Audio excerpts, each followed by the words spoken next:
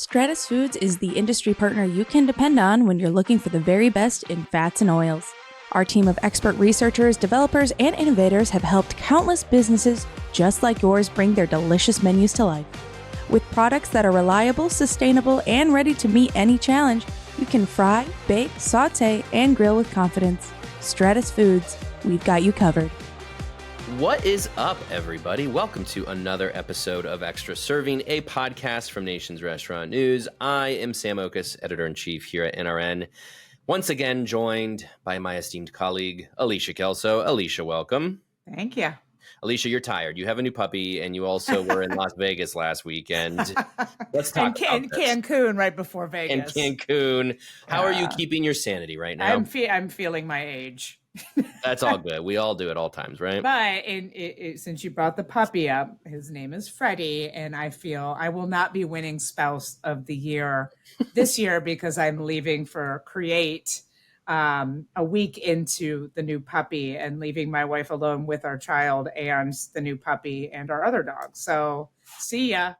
You will owe Mickey a special bottle of bourbon or something when you return. Good luck and Godspeed, babe. Yeah, have fun. I'm out of here. Well, you were in Vegas last week too, and I want to hear about that. Also, you might need to drop pictures of Freddie onto social media for all those who are listening because he is impossibly adorable. So everybody loves a good puppy picture.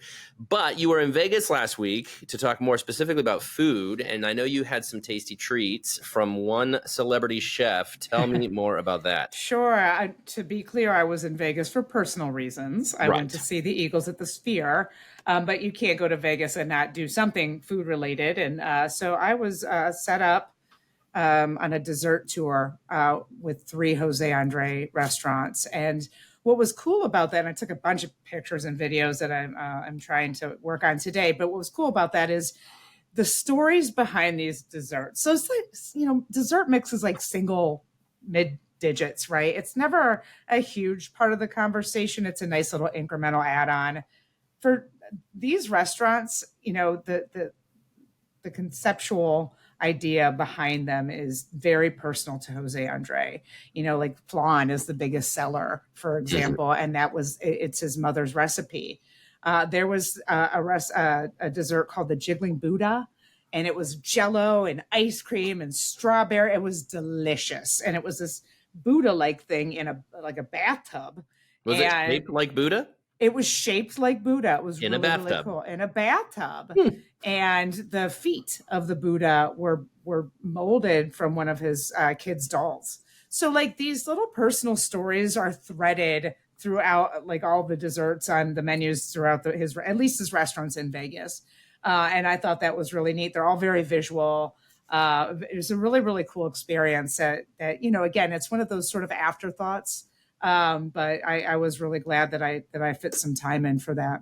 Absolutely. I mean, he's one of the best out there. There's a reason he has such a reputation. Of course, his humanitarian efforts through Central World Kitchen are, of course, exemplary. But I mean, there's a reason why he had that pedestal to begin with, that he could use his name because he is a phenomenal chef and his restaurants are top-notch. So if you ever get a chance to visit a Jose Andres restaurant, highly, highly recommend, whether that's Vegas, DC, or elsewhere. Yeah, I want to note real quick, too, the drinks were also good. I have to imagine. You partook in drinks while in Las Vegas? I told you it was a personal trip, boss. The amazing thing, Alicia, about our jobs is that we never are not doing professional work because we work in restaurants. And so our personal lives, we are at restaurants. Risky. As much as we can be anyway. Yes, that is so true. All right, so Alicia, we have a lot of headlines to get to. Today, we are going to be talking about value meals and how fast casual may be winning the value wars. We are going to talk about Subway trying to stem the tide of restaurant closures and made a big announcement for a large number of restaurants they hope to open. But first, I want to get into McDonald's, of course, king of the restaurant industry, sits atop the industry as the biggest, certainly in the U.S., by a long shot. They made an announcement that they are going to roll out the Chicken Big Mac in the U.S. for a limited time. What do we think about this? Chicken Big Mac, would you eat it? Well, I want Brett Thorne, our food and beverage expert, our colleague, opined if this is actually a Big Mac. It has no onions on it. So, it's got everything that a Big Mac has in lieu of the two beef patties. It has two, chicken patties, but no onions. So it's got that special sauce, lettuce, cheese, and no onions. So he was kind of, I think he was a little annoyed with the name. But I think I will try it. I'm a chicken person over a beef person, and I think that's sort of the story here. McDonald's executives for the past couple of years now have been touting their efforts in the chicken category. The company has gained a significant amount of market share in chicken. Everybody's after chicken. Totally. We saw a sea change in chicken about 20, maybe 30 years ago, where consumers were just starting to eat more chicken than beef. And I think it flipped about 20 years ago, maybe in the late 90s ish. And that demand has not wavered at all. Consumers, especially younger consumers, still very much command the chicken over beef. And that's why we've seen the proliferation of several chicken concepts. We when we did the top 500 analysis, we were pretty stunned by the chicken concepts. It's 2024. I mean, this has been happening for a long time. The chicken sandwich war started in 2019. Here we are 5 years later, and we've got a chicken Big Mac. I mean, it just seems like a really sustained demand here. And there's no question McDonald's is going to go after its share. McDonald's has said that it has its rightful place in the sort of in this chicken space. It said the same about beverages with Cosmix, of course. Mm-hmm. And I think by leveraging its equity of the Big Mac, I think it's going to generate a lot of interest, at least initial traffic from folks like us who are going to try it just to see what everything's about here. Yeah. I also think that it's really important for them because this is going to be a premium. The prices vary. I didn't get a price point yet. It comes out next week.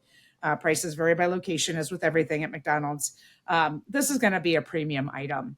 And so as they extend their $5 meal deal, this is going to be a really nice barbell balance to maybe claw back some of the margins that it sort of gave up for that $5 meal deal, which has resulted in some traffic increases. Yeah, and you pointing out the generational shift, I think, is so important here, because here's a question I have. I have not seen any data, certainly from McDonald's or anybody else, but I would be so curious to know who the core demographic is for the Big Mac.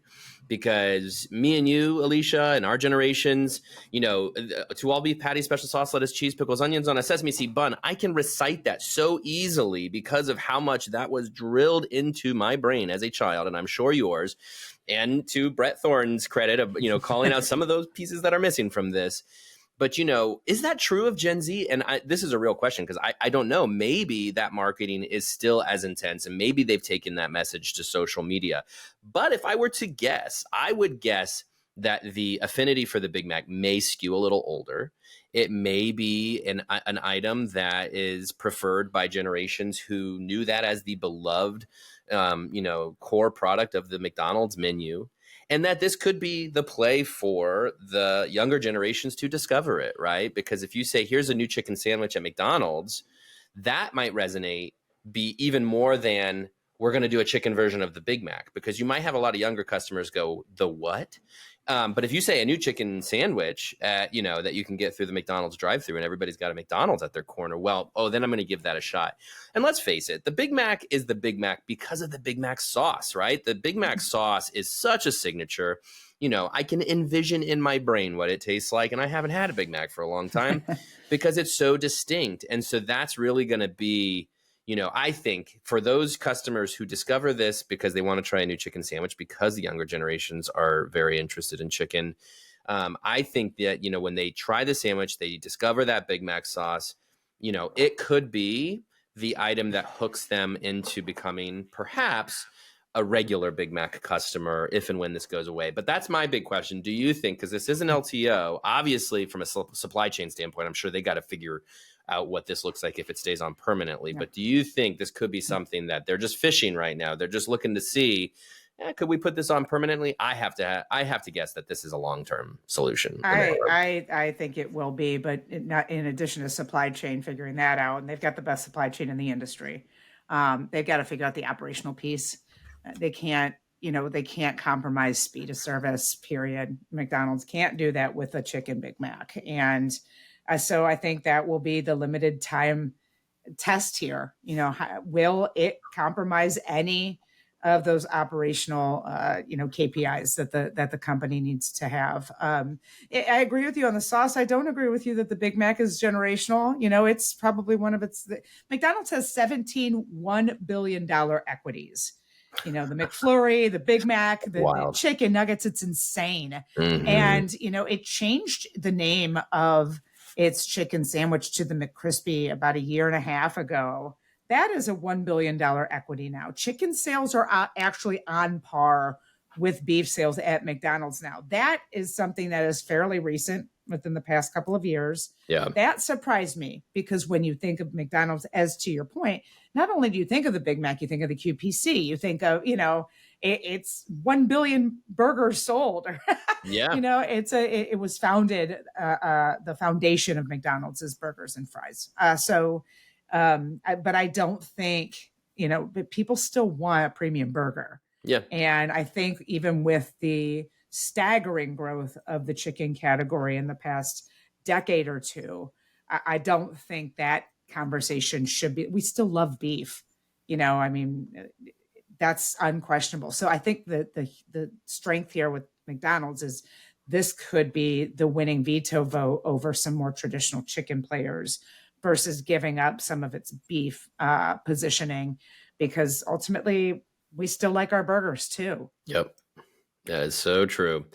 Okay, so speaking of gigantic restaurant companies, let's talk about Subway. Subway has had a pretty tough go of it for a lot of years now. In fact, I think they topped out somewhere around 27,000 restaurants domestically, something like that. And they are back down to earth, if you want to call it that, still very lofty earth of something around 20,000 restaurants today, all franchised. Subway, to close what ultimately amounts to the size of a Wendy's or Burger King in locations, but still have the most number of locations domestically of any restaurant company, is just kind of a mind-blowing fact that you can go use at your party trivia tonight or next weekend. But more to the point, Subway has claimed that they're going to now try to stem the closures and, in fact, rebound with growth. However, the caveat here is that they said they are intending to grow internationally. Now, Alicia, you have some theories as to why international growth is such a hot topic among many restaurant companies. But Subway has said they want to open 10,000. Yes, 10,000 international locations. I don't remember if they gave a time frame on that, but their goal is 10,000. Alicia, what do we think? Do we think Subway could feasibly open 10,000 restaurants globally? Yeah, I do. I think, the thing about Subway, despite the fact that it has retrenched by thousands of restaurants, in the past decade, including and especially domestically, and has had its fair share of struggles with its $5 footlong, its franchisee pushback, and of course, the Jared situation that I don't even want to talk about. Nearly, I think, over 40% of Subway's locations are global outside of the U.S. It has a significant amount of brand awareness beyond the United States. And I think that is really intriguing. Of course, there's a lot of white space to be had out there, including for Subway, which already has a pretty big footprint. I think what this 10,000 restaurant deal does is sort of indicate a vote of confidence in the system in a way that Subway probably was needing, to put it mildly. It spent the past several years really righting the ship.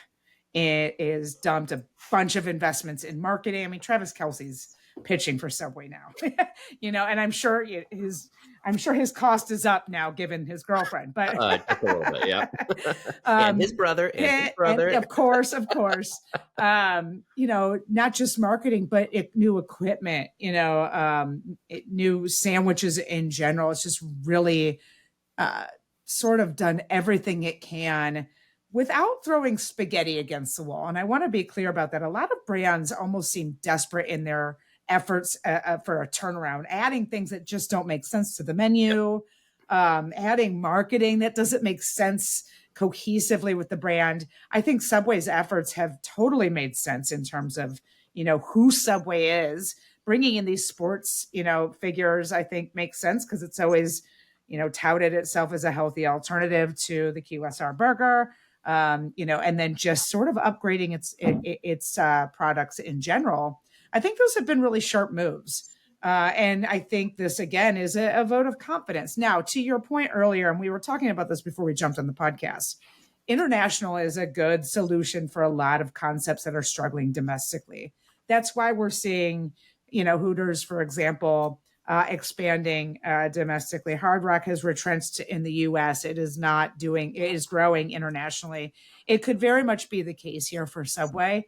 There's a lot of runway. There's a lot of demand for American restaurant brands in global markets, as we've seen, thanks to some of the companies that have forged that path, and McDonald's and Yum Brands and so on and so forth.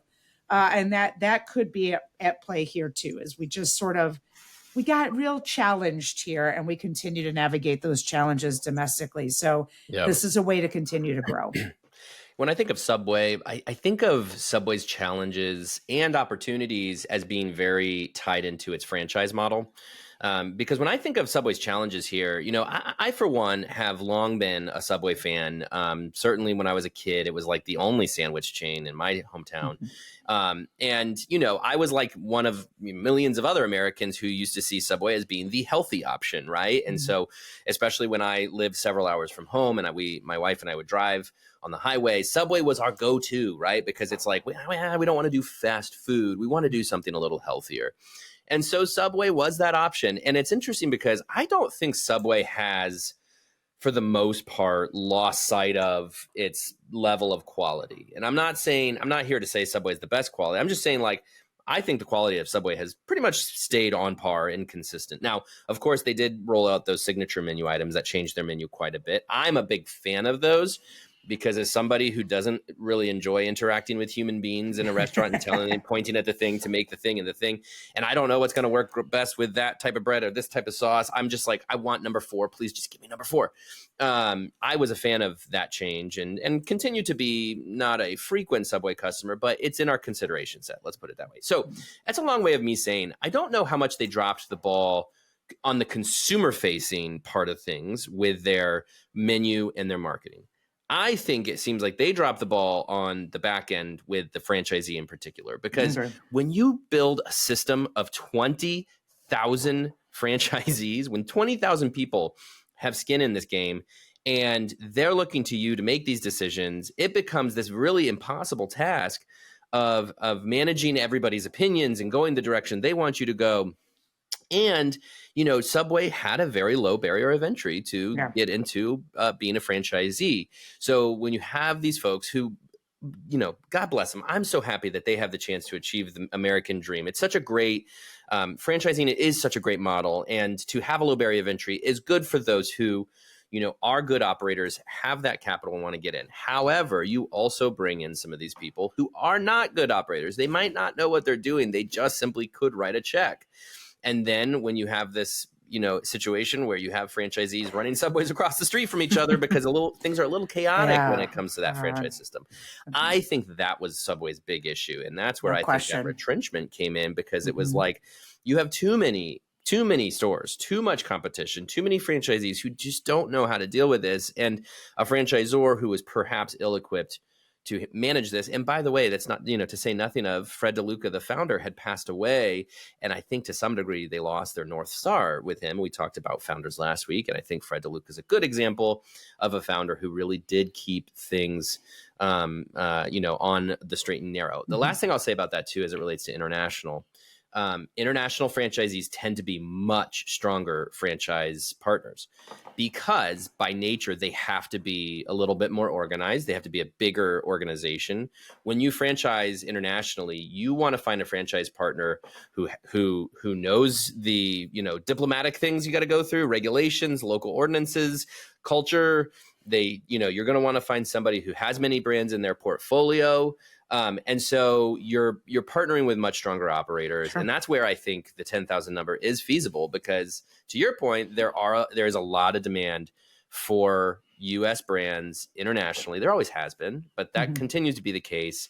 And Subway is going to be a really easy option, I think, for some of these big systems of franchisees looking to add a sandwich brand to their portfolio. Yeah, and to your point, Subway has signed 20 master franchise agreements over the last 3 years that represent those 10,000 commitments. So yes, I think on paper, you're right that there'll probably be stronger operators than sort of the willy-nilly franchising model that you spoke to here, where they were cannibalizing each other.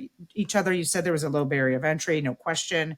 Probably the lowest, if not or one of the lowest, if not the lowest in the industry, giving away stores and not generating the unit level economics to sustain that, which is, I think their average unit volumes dropped to like 600,000. It was, I think it's less than 500 now. Is it? Yeah. So the math wasn't mathing. Right. And I think, credit to John Chidsey. I think he came in and recognized that pretty immediately. And again, to our point about this turnaround effort, I think there's finally becoming some traction with that brand. And we've talked about this to death. We'll talk about it to death next week. Has to be prioritization of the unit level economics.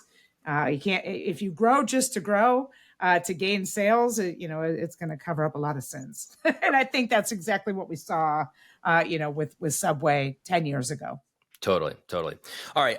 Well, speaking of Subway, we want to talk about value, but specifically value in fast casual. Alicia, you just wrote about this yesterday and how fast casual may be winning the value wars. We are in just a bit, we're going to bring in one of our colleagues to talk a little bit more about value meals. But just to start, before we do that, tell me about that reporting and how fast casual is winning the value wars. Sure. Well, there's obviously, we pour through a ton of data that comes through our inbox, and one that caught my eye, actually two that caught my eye that I think are relevant to this conversation, is the traffic in fast casual. It has far outpaced QSR, even after QSR, sort of manifested this is value environment. It started before McDonald's $5 meal deal was launched in late June. A couple of players jumped in and launched, $4 or $5 meal deals here and there. And then when McDonald's came in, of course, the value environment picked up in earnest, as the industry tends to do. As McDonald's goes, so goes the industry. And we have seen reports, and I have reported on reports up to now, that the $5 meal deal is doing what it was intended to do. Yeah. And that is generating traffic, market share, and sales at McDonald's. So they report at the end of this month. And so we'll get a clearer picture of just how much this meal deal has gained traction for the company, which lost, transactions from lower index or low income consumers, where it over indexes. So that's the whole impetus behind this value, where lower income consumers just stopped going to restaurants earlier this year. They started going to the grocery store because of the whole, inflation thing. We've overpriced. We've talked about that. That said, the market share gains and traffic uptick that McDonald's has gotten from this $5 meal deal, you have to wonder, if you zoom out a little bit. There was a report that I got from 100X that showed the chain's price perception has fallen by 16% year over year. That is a staggering number. So when it's getting traffic back from the $5 meal deal, I don't know that it's net traffic. I don't know. I think there's some ground that needs to be made up here. And I think it's just gaining back some of the traffic, perhaps, that it lost. So when it comes to the fast casual segment, full speed ahead on traffic. And it's been that way much of the year, which leads me to believe that fast casual has found that sweet spot of value, which is about much more than a low price point. That consumers are savvier now. They need speed and convenience and accuracy. They want quality, healthy halo. They want all of the stuff holistically in a way that redefined value versus, Sam, when you and I started reporting on this industry during the economic downturn in 2008 through 10, where value was indeed just pretty much price. Right. And so I think that fast casual is way more mature now than it was in 2010. It's a more mature of a segment, and I think that is what we're seeing here, is why fast casual is that sweet spot. The pricing gap between QSR and fast casual has narrowed, and because fast casual offers that perceived quality and abundance and the same amount, for the most part, of convenience, I think is why it's sort of coming out on top right now in terms of traffic share. Yeah, totally agree. To join us for this value conversation, for the extra serving of our episode, very excited to welcome our managing editor, Leigh Anne Zinsmeister. Leigh Anne, welcome to Extra Serving. Hello. Thank you for having me. Of course. Leigh Anne, we were just talking about Alicia's story yesterday about fast casual winning the value wars. I want to break down some of these value deals that are out there right now. But let's stay there at fast casual first, and your impressions of how fast casual could be winning this value war that's ongoing right now. Yeah, I mean, the thing about fast casual is that I think from a consumer perspective, it's always been seen as just like a more elevated QSR. And so the real impression that consumers are getting lately is that, well, as QSR prices especially are skyrocketing, you can go to Taco Bell or you can go to Chipotle. That's a bad example because Taco Bell is actually doing just fine right now. But, you can go to a QSR or you can go to a fast casual in the same segment, same culinary segment, and feed your family for maybe it's an extra $10 at fast casual, but your perception is that that food is maybe healthier. Maybe you're getting more of it. Maybe it's a slightly better dining experience. If you're dining in, maybe it travels better if you're taking it home. And so fast casuals, I think its like biggest downside over the years has been that it is pricier. You've got, the famous $20 desk salads and things like that. And that's certainly an exaggerated perception of fast casual. But as prices are climbing at QSRs and as, the salad you might get at a McDonald's or a Wendy's is getting more expensive, it's like maybe I might as well go to Sweet Green and spend an extra, it used to be an extra $10, now it's an extra $5 and get what I see as being a better, heartier, healthier meal for roughly the same amount of money at this point. Yeah, and I'm glad you brought up Sweet Green because my wife and I ate at Sweet Green a few weeks ago, and $16. We did the plates that they have on offer, and we did $16 for the steak plate, and my first reaction is woo. For fast casual, that is kind of steep. But our then perception of it as we were eating was, I would get this at a casual dining restaurant. So this does feel like $16 quality. 5 years ago, it might have been $14 quality, right? Like we make some exceptions that there are going to be some increases. Now, I want to go back to something Alicia said, which is, 15 years ago in the Great Recession, there really was this race to the bottom in some ways. There was that deep discounting that, customers want lower prices, let's lower our prices. And it was interesting because then a few years on, the industry got stuck in this kind of discounting notion that customers expected the discounted food and it was harder to raise the prices. And one thing I'll say, Alicia, you mentioned, I do think accurately that it's become about much more than price now. But we do also see a lot of companies knocking that price down. We see Sonic has a $1.99 menu. Domino's is offering 50% off pizzas. What was the other one? Noodles and Company with $5 bowls. So there is a real price point. They are getting to a point where they're doing more price point activations. Leigh Anne, what do you think about some of these offerings that we're seeing out there today and how much price is maybe as inflation drags on? Do we think we're going to start seeing more of these pricing, discounting activations? I mean, if you can afford to do it, it becomes a question of like how low do you have to go to get a consumer in the door, but at what point are you losing money, even if the consumers are coming in? I'm curious to see, and where does that like switch off happen? Where are you getting enough people in the door then that it's paying off? I'm curious to look at a chain like Noodles and Company, which has had like pretty bad traffic for the last couple of years, like not only in the quarters when other chains are as well, but it's not doing great. They've swapped out CEOs now.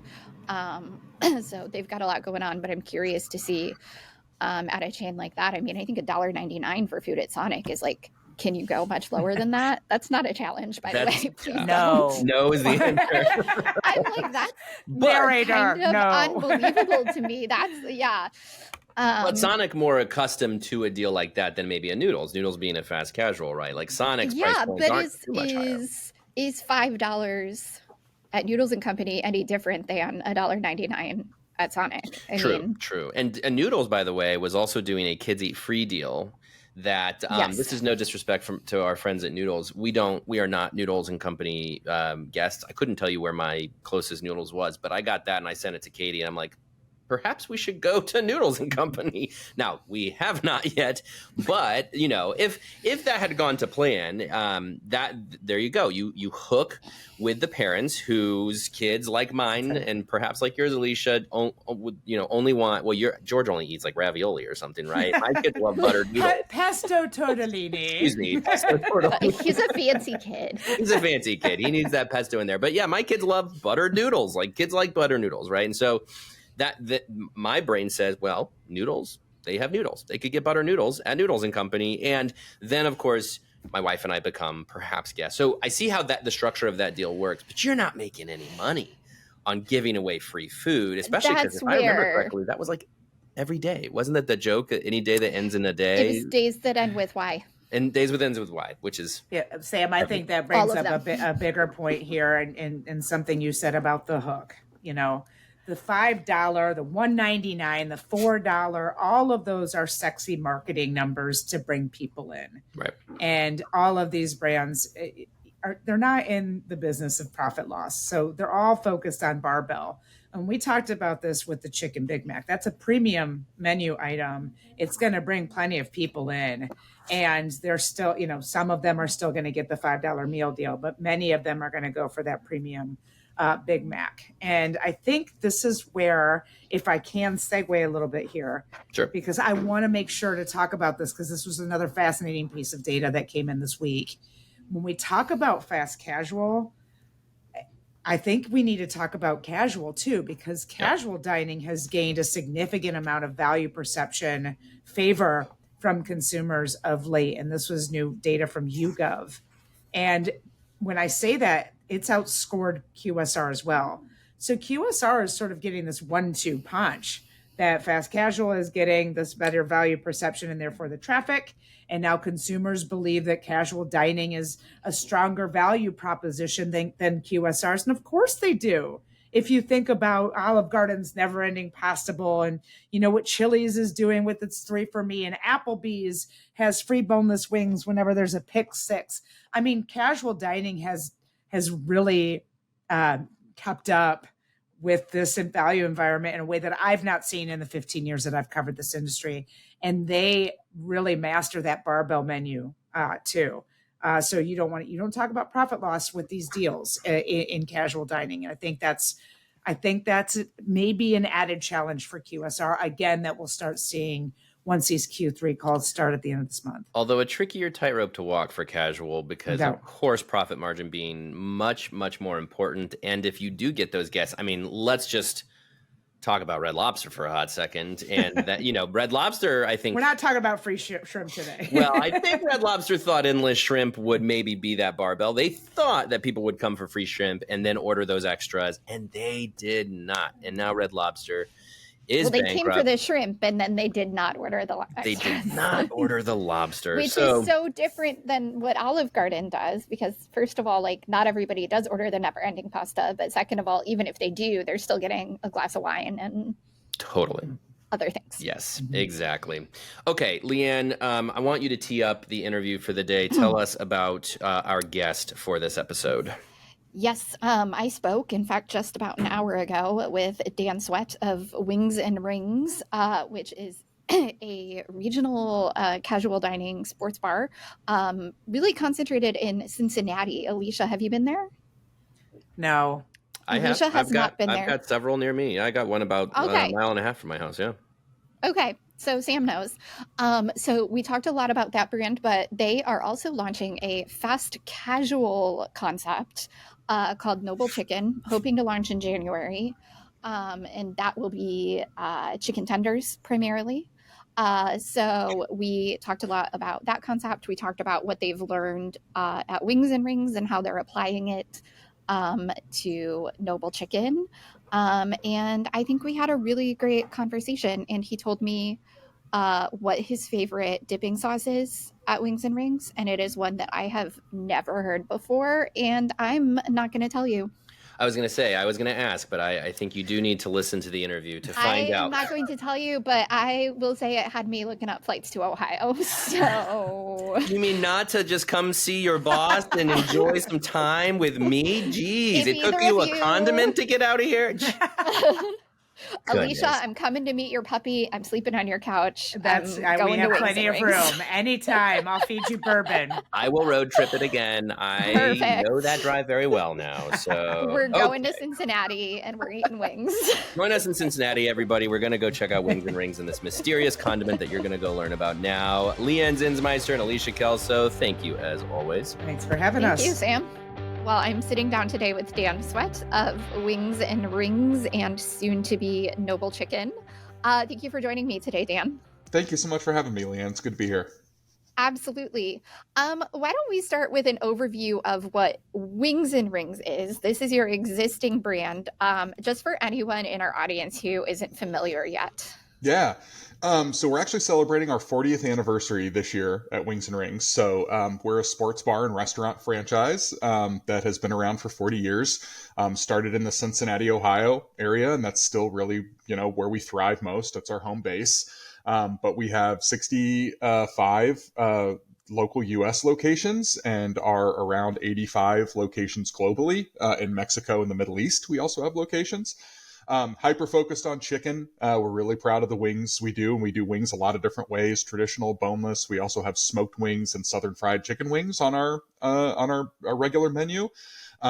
Really focused on providing what we consider to be sort of a slightly elevated experience. So if you think of going to some other sports bars as maybe attending, sitting in a rowdy section of a stadium, we like to think of us as maybe club level seating. And so, we try to, serve our food on china, nice silver. We try to give the best possible service. When you're in our restaurant, we consider you in our section, in our homes. My place service is a thing we'd like to try to live by, and just try to provide sort of an elevated experience for sports fans and especially families.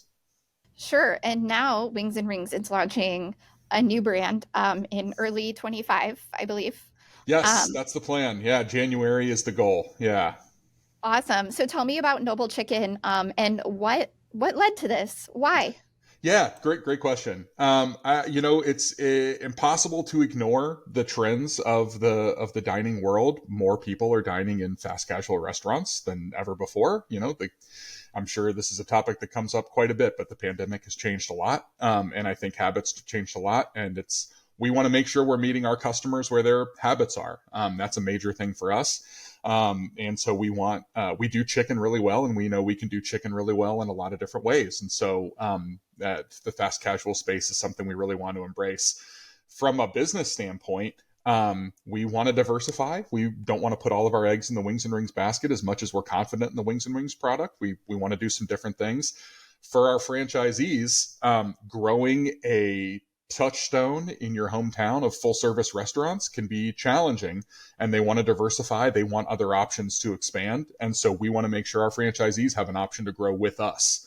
So providing them with a fast casual concept that we're really proud of and really confident in gives our franchisees options to move into some different neighborhoods they probably couldn't have before with another full service restaurant, potentially expand in their area, in areas they're already in, cater to a different crowd. So it just gives us a ton of flexibility with our existing franchisee base, potentially to attract new franchisees, and just get our chicken out there in the world and more mouths. That's the goal. Yeah, that's great. So you're launching hopefully in January in your hometown of Cincinnati, the company's Yes. hometown of Yes. Cincinnati. As you get ready to, as you hopefully expand that brand, are you looking at specific markets? I know you mentioned certain like neighborhoods that don't accommodate a sports bar as well. And I know like Wings and Rings, you're concentrated in Cincinnati, but you also have locations in California, Texas, a couple other places. You're exactly right. Okay, so what I have my notes open. I don't You're just have killing this it. information readily available, but You're I was killing it, prepared. Leigh Anne. Well, so let's start with this. With Yeah. with Wings and Rings, how do you decide where to expand when you're ready to enter a new market? Yeah, I mean, new markets are a very calculated choice, right? We want to be, really for us, it starts with the franchisee. Do we have a partner in that area that really makes sense? Somebody that we're confident to grow with. We also regionally want to think about a position that allows us to support that franchise wholly. We want to make sure that we have access with our supply chain, that our supply chain reaches that area, that we have the proper pipelines in place. We have plans to open a store in northern Georgia in the nearish future. We're still working on ironing out a site and date. We have a great franchisee in that area. So it'd be our first store in Georgia, but we have 4 stores in Florida that do extremely well. And so we have that region, we have some things in place that would allow us to expand into that area. So we have been able to develop some touchstones. You mentioned in Texas, we have 12 stores in southern Texas that do extremely well, and we've managed to grow a footprint there. So expanding throughout Texas is an option for us. The tri-state area in the Midwest, Ohio, Indiana, Kentucky. We're always looking to expand outward from that sort of heat zone. Because we have the pieces in place. That's really strategically what it is for us. We have some other spots that we have a couple, 3 or 4 stores here. In Nebraska, we have 3 stores. We have some stores in the Dakotas. We have a couple stores in California. And we'd love to develop our footprint in those areas as well. But really, it's do we have the people and do we have the pieces in place? That's what drives us.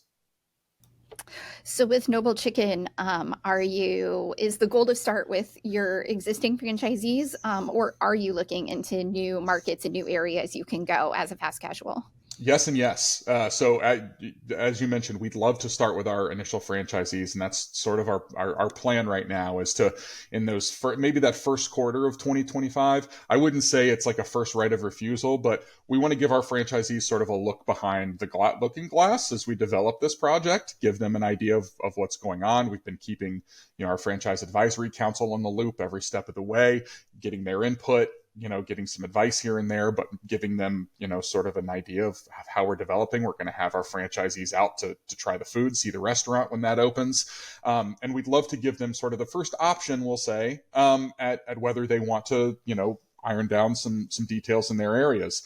That being said, we'd love to talk to people outside of our system, and are constantly, talking to people in the Wings and Rings space. And now we're starting to have conversations about something's coming. We've got this Noble Chicken thing that we're developing.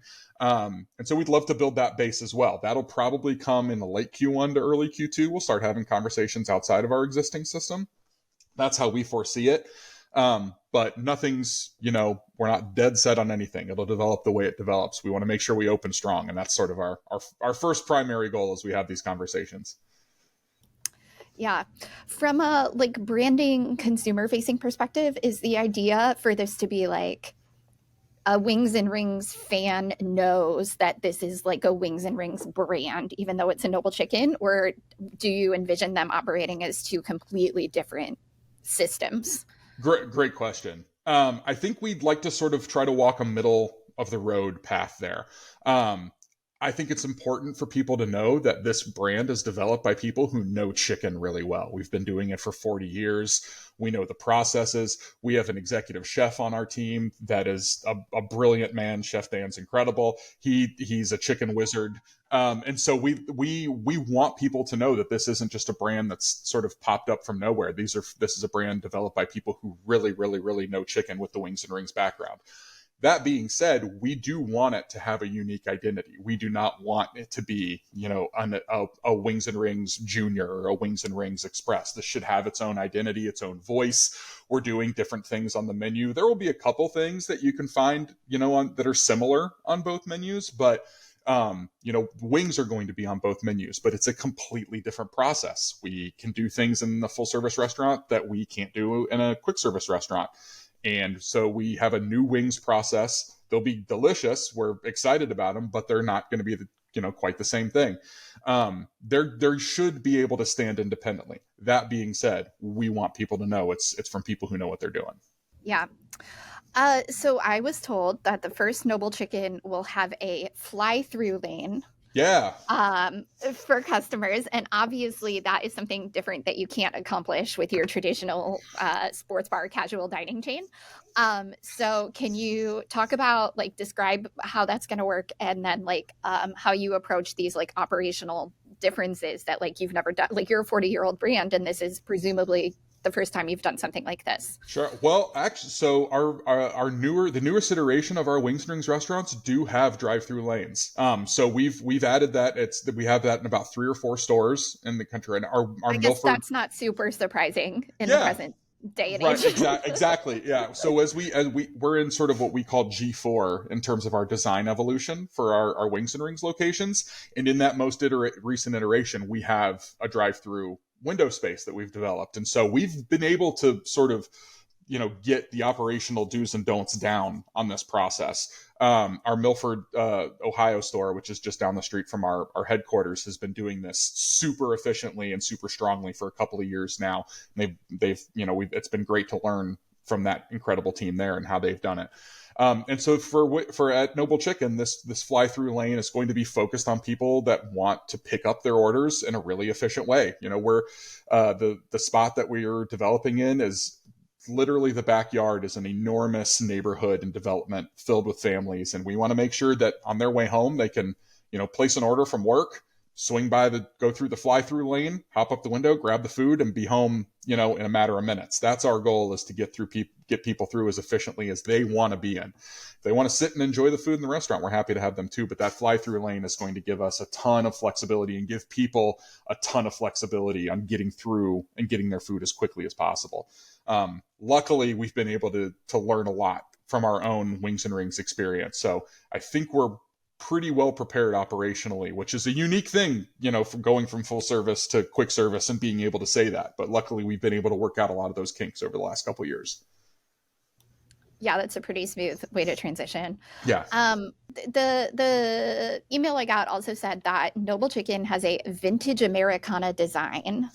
Can you talk a bit about that? Sure. Yeah. So we, wanted to think about our design and what we were inspired by. And, as we started to talk about the brand, we had some ideas, on, some things that, would look fun and they look fresh. And we worked with our design team, to develop some things, and things weren't quite sticking. And as we developed the menu and started to have some fun with the menu, we sort of realized that the menu that we're going to showcase is really inspired by regional America. Our side dishes especially, I think, are really, really unique for the space and really interesting.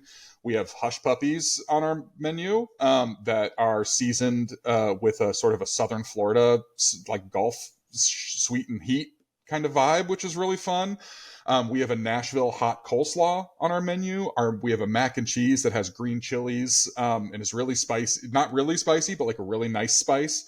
And so you sort of have this Southwest influence, this Nashville influence, this Gulf influence. And as we realized it's really a regional America focused, we sort of thought this kind of feels like a road trip through America, our menu.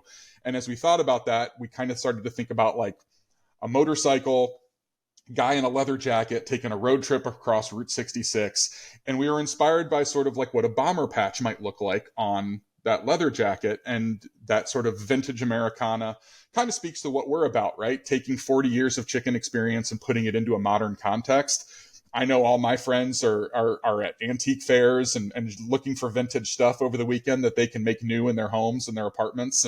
And that's kind of, I think, emblematic of the generation we're in, taking these old things, putting a fresh new modern spin on it. And so our design aesthetic is inspired by that idea, taking these vintage design concepts, putting a modern spin on them, maybe updating to brighter colors, some modern design touches and twists, but it's really inspired by vintage Americana, our menu and our design feel. So it's been a really cool thing to watch develop naturally. That sounds really fun. What's your 10-year vision for Noble Chicken? I mean, world domination sounds evil to say, but so I won't quite go that far. But I mean, we want to develop this brand. I mean, we're extremely confident in the appeal of this brand, where we think that, chicken is obviously, I think, the king of the proteins as far as, restaurants are concerned in this country. Chicken plays really well. We're going to do chicken in a lot of different ways. We're going to do it extremely well.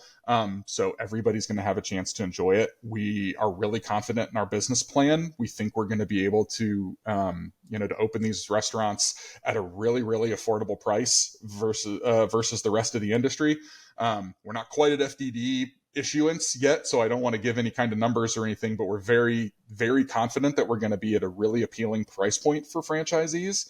And that's going to allow us to be able to develop really quickly. We have a lot of experience opening restaurants already, so a lot of these things that new restaurant groups have to struggle with as they grow with, we've got those kinks ironed out. So we really feel like we can develop quickly. We're going to be hyper focused on end caps and strip malls, which gives us a lot of location flexibility, and allows us to open quick. So this first opening, we're going to learn a lot. We're gonna perfect some things, and then I think we're gonna be ready to roll. And in 10 years, several hundred locations is the goal and the dream, and that's what we're gonna work towards. And we feel really confident we can get there. And what about Wings and Rings? What's in store there as Noble Chicken gets its footing and gets rolling? Yeah, I mean, Wings and Rings is still our baby. It's still the central point of what we do. We absolutely want to continue to develop Wings and Rings. It's not getting put on a back burner. It's not getting put even in the passenger seat. It's still our primary focus for sure. We just, we understand where the diner is thinking, and we want to meet them where they're thinking. We want to be in their thoughts at all times, right? If they want to sit down and have dinner, Wings and Rings is going to be there. If they want to come and enjoy the game with their family, we've got their back. If they want to grab something quick on the way home, we want to make sure they have an option with us as well. But Wings and Rings isn't going anywhere. We are very confident in that, and we will continue to develop it with the same gusto that we're doing Noble Chicken with. My last question is, what is your favorite thing on each of these menus? Great. Oh, I'm so excited to get to talk about this. I love trying sauces. So I'll always, rotate through and try new things. I'm gonna right now at Wings and Rings, we have our limited time offer in the fall. We have a pumpkin chili sauce that is super unique, right? It's super unique, super different. And it's really cool. It comes with toasted pumpkin seeds on top of the wings, so it gives this little extra crunch. I'm a huge pumpkin fan. I love the fall. I'm a Libra. I'm on autumn birthday. This is my time. We are entering my season. And it's great. And our chef does some really cool things with our limited time flavors. We've got another cool sauce update coming in winter that I'm really excited to talk about here soon. But right now, that is my obsession. I'm picking up a couple orders of wings a week on the pumpkin chili. On the Noble Chicken side, the thing I am most excited about, and it's extremely dangerous, and so I apologize in advance for the dessert that we're about to put out in the world, because it is addicting. And what fits really well into what we're doing, this sort of Americana feel. Our chef, we love cookies, and we really challenged our chef to do something unique with a cookie flavor. And so we're going to be serving deep fried cookie dough on our menu. It's basically, carnival food done at its finest. These beautiful balls of cookie dough fried, given out with a dipping sauce, and they are insanely addictive. They are so good. It is one of the best things I've ever tried. And it's super Americana focused, and it all sort of just fit into the menu naturally. As he came up with the idea, we were like, that's perfect. Don't change a thing. We all tried it. When we had a menu tasting a few weeks ago, it was a showstopper. The room shut down. Like, one of those things where everyone's giving feedback and then everyone tries the cookie dough bite and everyone just kind of goes dead quiet for 2 minutes and just makes noises you're not proud of making. Like that was that experience. So I'm really excited for people to experience that. Those are great answers. Is there anything else that you think my audience should know about? Yeah, I think we're really, I first of all, I appreciate your time and I appreciate you having me on here. This is great. I think, we're just really excited to try something new. 40 years of Wings and Rings. I think we're so proud of how we've grown and how we've developed. But this is a really exciting step to take for a brand that's done, the same concept for 40 years and done it extremely well. I think it's really invigorating to see people around the office get into this concept, to want it to grow, to come up with ideas, to be able to experience something new. And I think that that's a really unique thing, especially I would say to franchisees. It's not often that you get the excitement of a new brand that's backed by the experience that we have with our restaurant group, right? It's sort of the best of both worlds. Usually you get that sort of new excitement from, it's like a puppy dog that's new in the world that like wants to explore everything, but doesn't know quite how to walk yet. We know how to walk. We know how to run. And we have that kind of new life excitement with this brand. And so I think for anybody who's looking for, a franchise opportunity, we're an exciting one to take because we know what we're doing and we've got a pep in our step about it. So that's great. Thanks for your time today, Dan. Leigh Anne, thank you so much. Have a good one. Stratus Foods is the industry partner you can depend on when you're looking for the very best in fats and oils. Our team of expert researchers, developers, and innovators have helped countless businesses just like yours bring their delicious menus to life. With products that are reliable, sustainable, and ready to meet any challenge, you can fry, bake, saute, and grill with confidence. Stratus Foods, we've got you covered.